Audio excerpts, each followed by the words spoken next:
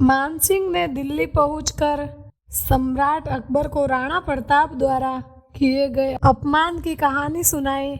इसे सुनकर अकबर को बहुत प्रसन्नता हुई, परंतु अकबर ने अपनी प्रसन्नता को प्रकट नहीं होने दी। वह गंभीर मुद्रा में बोला, तुम्हारा अपमान मेरा अपमान है मानसिंह, परंतु मैं खून खराबा से बचना चाहता हूँ। खासकर राजपूत से टकराना मुझे अच्छा नहीं लगता है। राणा प्रताप राजपूत अवश्य है जहाँपना, परंतु अहंकार ने उसकी बुद्धि भ्रष्ट कर दी है। उसे अपने वीरता पर बहुत घमंड है। मैंने कसम खाई है कि उसका घमंड चूर चूर कर अपने अपमान का बदला लूंगा।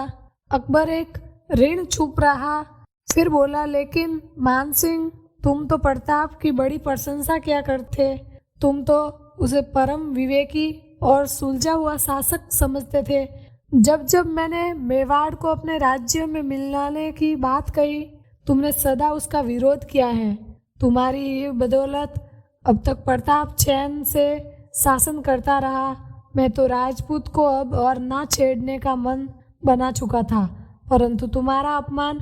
अकबर ने अपमान की पीड़ा में जलती मानसिंह की आंखों में देखकर बोला, अब तो तुम्हारे अपमान करने की सजा प्रताप को अवश्य मिलेगी। जाओ, युद्ध की तैयारियां करो और मेवाड़ की ईंट से ईंट बजा दो। प्रताप को जीवित पकड़कर मेरे सामने उपस्थित करो। यदि जीवित ना ला सको तो मुर्दा ही सही, पर उसे दिल्ली अवश्य लाना। अकबर को प्रणाम कर मानसिंह वहां से चला गया। अकबर सोचने लगा, यह राजपूत कौम भी बड़ी विचित्र है। सबसे अधिक लड़ाकू और देशभक्त राजपूत जरा सी बात पर एक दूसरे का खून के प्यासे बन जाते हैं। कल तक जो मानसिंह राणा प्रताप की प्रशंसा करते नहीं थकता था, आज राणा से अपमानित होकर उसके विनाश का सबब बन गया है। अब राणा प्रताप को धूल में मिलाने का सही अवसर है। मानसिंह की प्रतिशोध की भावना शक्ति सिंह के प्रतिशोध की भावना से मिलकर राणा प्रताप का विनाश अवश्य कर डालेगी। जो काम 6 महीने तक मैंने प्रताप से युद्ध लड़कर केवल चित्तौड़ के किले को ही जीत सका, अब मानसिंह के कारण मैं पूरा मेवाड़ पर अधिकार करूंगा। अकबर ने तुरंत ही शक्ति सिंह को बुलाया।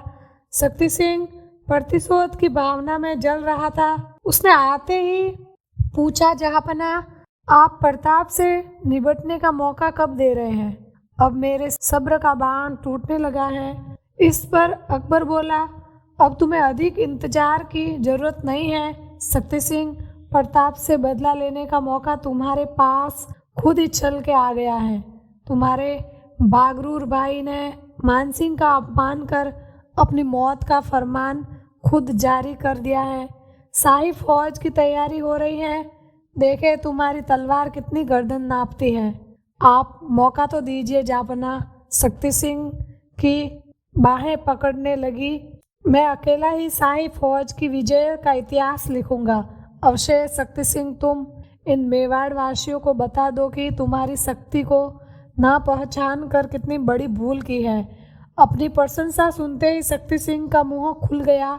घर का भेदी शक्ति ने मुगल सम्राट अकबर को बता दिया कि प्रताप के पास कुल मिलाकर 20-22 हजार सैनिक हैं।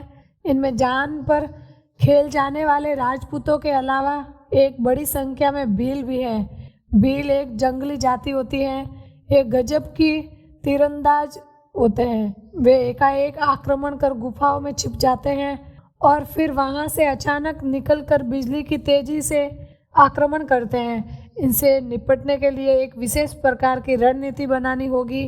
अकबर ने शक्ति सिंह का सारा भेद जानने के बाद सफल रणनीति तैयार करने के उद्देश्य की फौजी हाकिमों की बैठक बुलाई। इस बैठक का केंद्र शक्ति सिंह थे। फौजी हाकिम बड़ी ही सावधानी से शक्ति सिंह से सैनिक महत्व के सारे भेद उगलवा लिए। अब फौजी हाकिम अपनी जीत के प्रति और अधिक आश्वस्त हो गए। शाही फौज की जीत सुनिश्चित होने लगी, परंतु बहुत सोच विचार के बाद भी शाही फौज के सेनापति के चयन की समस्या नहीं हल हो सकी। अकबर का मन था कि सेना का पूरा दायित्व मानसिंह ही संभाले। मानसिंह पर अकबर का पूरा भरोसा था। मानसिंह अब तक कई शाही फौज को सेनापति कर चुका था उसके नेतृत्व में शाही फौज ने कई युद्ध जीते भी थे, परंतु संकट यह भी था कि मानसिंह के सेनापति बनने के ही बागी हो जाने का खतरा था। अकबर के कूटनीति के हिसाब से शक्ति सिंह के हौसले को कहीं से भी कम होने देना शाही फौज की हवा निकलने जैसा था। अकबर ने बहुत ही विवेक से काम लिया और मानसिंह व शक्ति सिंह को एक ही तुलना में तोला और अपने पुत्र सलीम को सेनापतित्व का दायित्व सौंपा। राणा प्रताप को अपनी शक्ति और राजपूत के स्वाभिमान पर अटूट विश्वास था। वे जानते थे कि अकबर से युद्ध करना सर्वनाश को आमंत्रण देना है, परंतु वे ये भी जानते थे कि अकबर के सामने सर्वेच्छा से झुक जाना और उसकी अधीनता की स्वीकार कर लेना अपमानजनक ही नहीं बल्कि संपूर्ण राष्ट्र के लिए घातक है।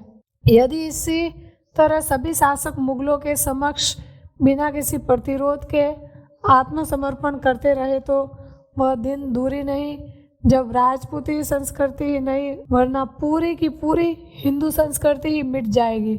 अत्याचार और अन्याय का विरोध ही वास्तव में मानव धर्म है, सच्चे राजपूत का धर्म है जो पृथ्वी पर आया है। चाहे वो स्वयं को अथवा अकबर पर मनुष्य कहलाने का अधिकारी वही है जो अपने धर्म का निर्वाह करते हुए मृत्यु को प्राप्त करे। गुलामी के 100 वर्ष से ज़्यादा प्रताप की आज़ादी का एक पल प्रिय था।